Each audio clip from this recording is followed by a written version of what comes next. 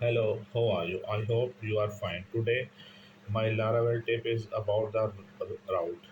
Open a route when no matching route found in Laravel. So for this, we will open the browser, and here our project is running fine. If we type here the URL dashboard, then it will show the 404 page. If we type here home, then it will show the same 404 page.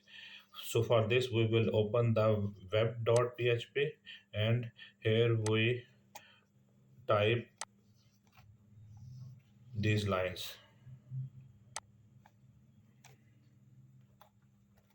Here we define a route method is get, and here any except a callback. In callback we can return a message, or we can return a view in right. Here I will save it.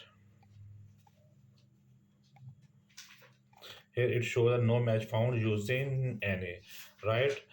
Also there's a one more method using this.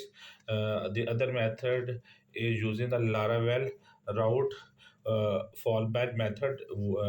In this we define a route that will be executed when no other route matches. Usually unhandled request will automatically render a 404 page. So for this we will